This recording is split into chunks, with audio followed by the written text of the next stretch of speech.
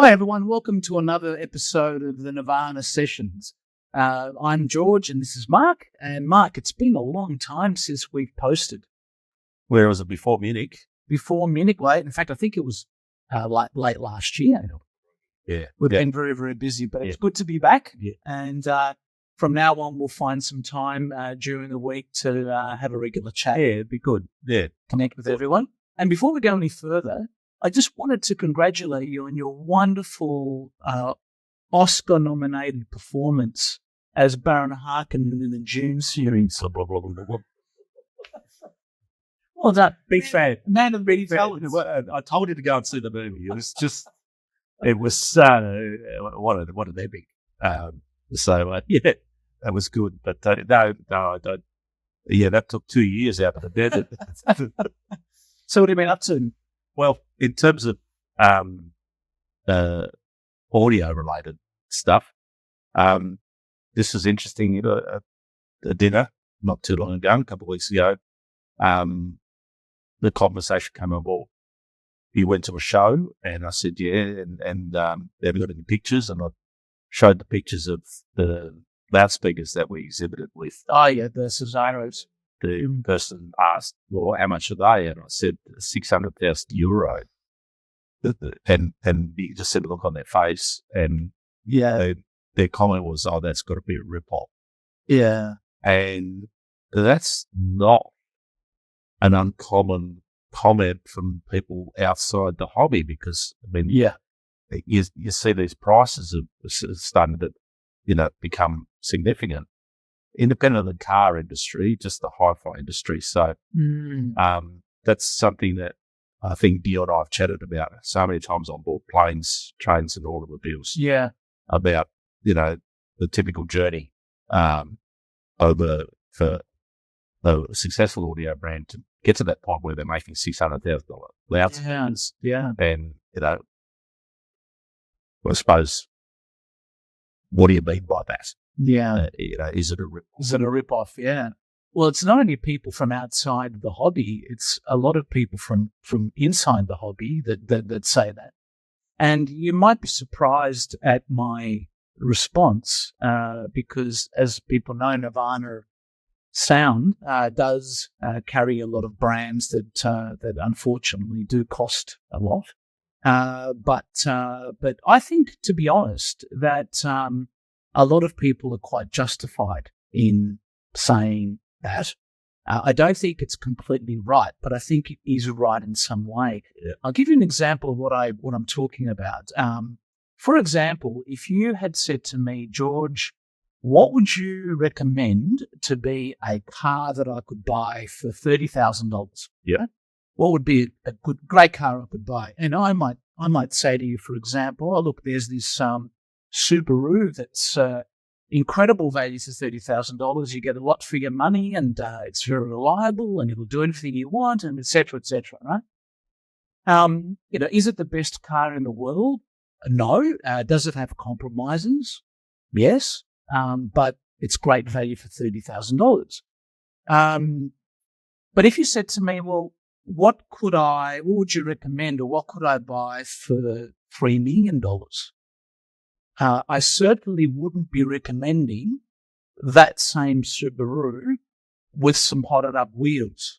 Although I know some boys who probably put $3 million into their Subies. I think I was one of them a long time ago. But in other words, if your budget is $3 million, you then can afford the engineering expense of creating a custom chassis, a customized engine, a car that is specifically built for purpose to achieve a very high standard of performance in what you're trying to do. You wouldn't be taking something that's got compromises and souping it up to a $3 million price tag. And I think that's easy to understand for most people. There's a very big difference between a Pagani Zonda and Koenigsegg. Or a Koenigsegg, Ferrari Enzo, and a Subaru, Outback, for example.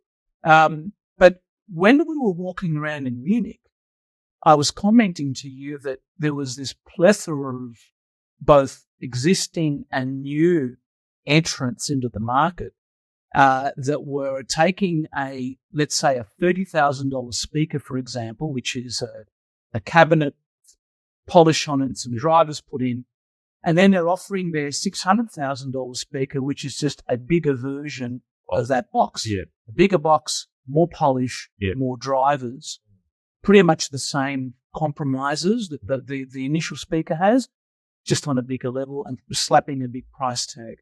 I feel that is a rip-off. And as much as I love audio, as much as I love music and the hobby that we're in, I really can't stand that approach.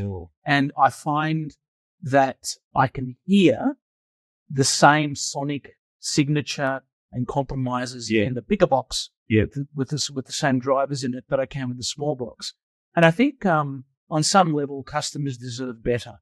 If somebody has the good fortune and the means and the desire and the passion to try and reach an ultimate level of fidelity, they deserve a better product. So the question might be then, well, if a lot of it is a rip-off, what isn't a rip-off? What isn't? Yeah. Yeah, right?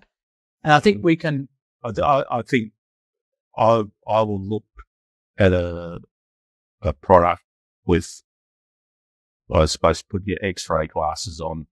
I look through it at the engineering. That my first take, of course, listening to it is the ultimate. It's got to sound amazing, but then the value proposition of what engineering's got under there, and I want to learn about that, what's gone into it. I want to see. But I mean, the first thing I'd love to do is take the lid off an amplifier and have a look inside and talk with people who know electronics as to what is innovative in this circuit. What are they doing different? So I'll always break it down. Yeah, and it's a great way to look at it. Like every hi-fi component, whether it's a source product or an amplification product or a speaker or a cable, has a set of engineering challenges, and the degree to which a designer tries to solve those engineering challenges dictates often the cost building up. Yeah.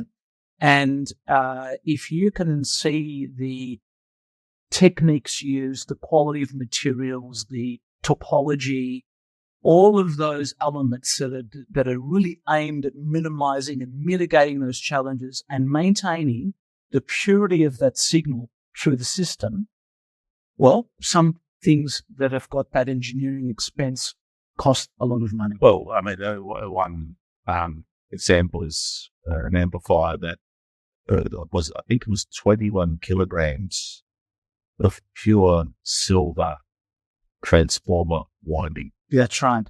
And the spot price is silver.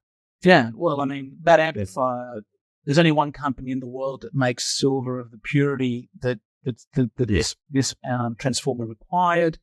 They're from Switzerland. The cost is through the roof. Yeah. Even to assemble the parts to build that. One break in the wire during the hand winding process means that whole effort has to be remelted and redrawn. Absolutely. Reshot. Even looking at cable geometry, even within an amplifier, a kink in the geometry can cause reflections. Again, a lot of care needs to be taken when you're trying to eliminate those factors like intercurrents and impedance mismatches and so forth. So I guess the answer to your question, sorry for the long answer, is that although I believe there is an element of the industry that isn't worth the money and perhaps are trying to profit from people, I think that there's also enough genuinely, sincerely talented designers that are attempting things at a level that simply requires a high degree of cost. And to that end, they're not a rip-off item. And if you have the pleasure of ownership or even to listen to them, you can hear what they're achieving. And they're in some ways good value. Well, you and I both know, Sue and the Jim and Sophie as well, the cost to support each component through the build process of a high-end audio product, the cost of the packaging that has to go between various processes, is expensive. It's not something you just wrap in a towel and take somewhere. It's got to have its own dedicated packaging, and customer never sees that. Yeah, look, I mean, you imagine for a moment, as most high-end audio companies, they start as somebody making something on their dining table or garage, and people hear it, they compliment it, it goes to a show, it goes through this process. There's a big difference between making something that sounds wonderful in your home and then commercializing that product, because the first batch that goes out, you need to look at freight, insurances. How do you warranty a product? How do you design the packaging? How do you design the user interface experience to avoid people pressing the wrong buttons? How do you account for differences in electrical supply in different parts of the world? All of those things that you now need to consider are extra engineering and extra cost. And then you've got the dealership distribution networks where people have got to make a living, training them, supporting them, warranting the product. And that's even before we've even begun advertising and promoting it in the media, which a lot of high-end companies don't even get to do a lot of. Warranty. Yeah. In the high end, it's a personal relationship with the owner of the equipment. Yeah. And it's also a personal relationship with the builder of the equipment. And the warranties are often, there's technically written, but the companies go above and beyond the warranty statement and supporting their client, customers. So there's a cost to that. Yeah. And to be able to be sustainable, because, I mean, if you go and tell the customer that, it's 366 days, and the warranty was 365 days, I'm sorry, you're out of luck. That's not going to work. Even a 5-year warranty, you've got to have a life on products beyond that. So I think in the high end, what we're talking about, these sorts of things, that level of personal attention and duty of care, etc., extends well beyond the commercial. Absolutely. I think there's one other thing that we can consider to give a full answer here. Remember before I mentioned that all high-end brands begin with somebody in their home designing something that ends up achieving some sort of acclaim and reputation. There's another aspect, which is the life cycle of a lot of high-end brands.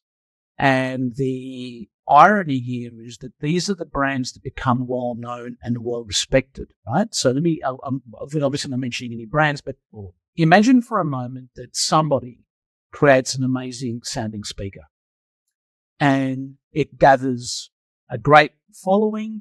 It becomes a proper brand. The sales allow investment in a factory and grows, and it becomes a well-reputed brand, handmade by the original designer who conceived of the idea, who is driven by passion, and it's his or her life work, right? And then along comes a large corporate and says, we're going to offer you some money for your company, for your brand. And they buy the brand. That original person moves off to never be seen again. And that brand is now under the umbrella of a large corporation. The accountants turn up and they say, why are we spending so much money on those drivers? We've got a company that we use for our other speaker brands in a low-cost labour market. We can achieve almost the same sort of curve. Let's get rid of these expensive ones and we use these ones. Oh, by the way, the cabinet has 4 layers of different constrained layer dampening. We don't need 4. We can get away with 2. Just use a cheaper substance there. Just keep polish so it looks the same. And this is just a natural business ride. There's nothing sinister about it. No. But they're just trying to make more money on their investment. They're trying to get a greater return. Yeah. However, the user, the consumer, has no idea that all these changes have taken place.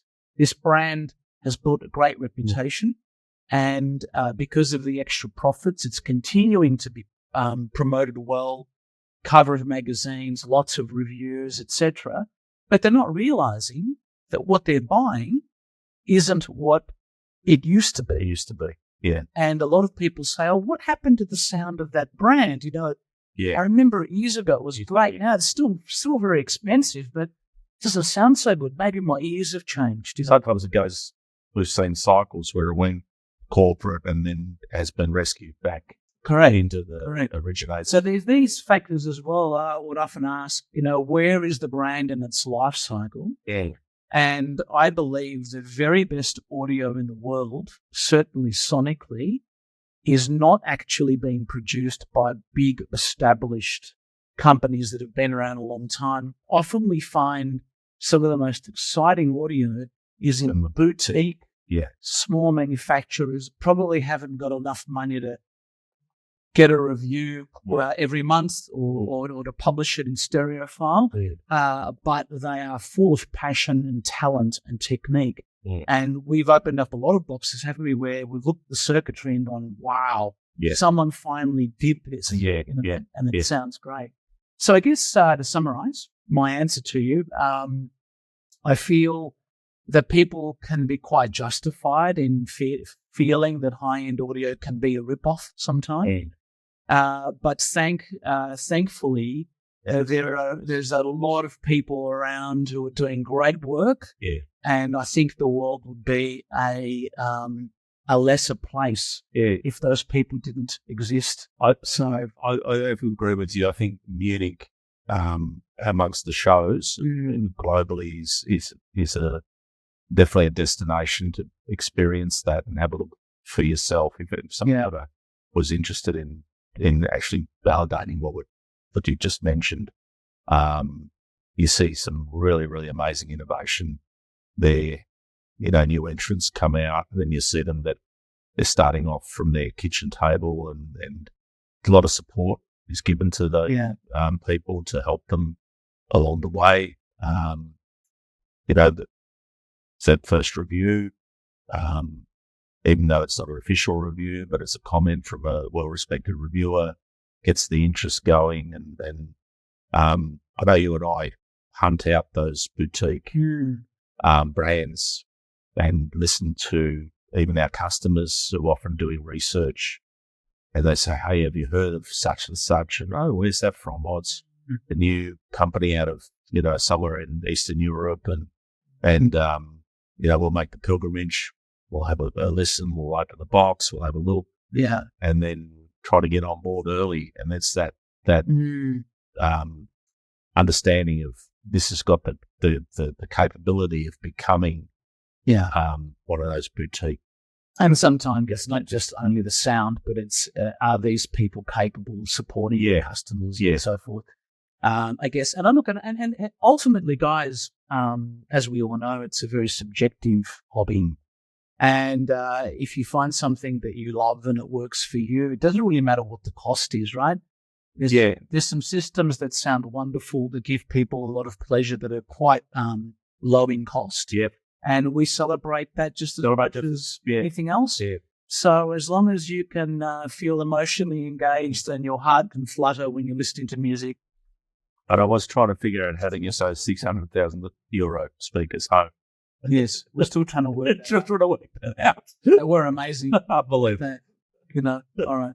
Thanks, Mark. That was great. Yeah, great. Talk again. See you again. See you, mate.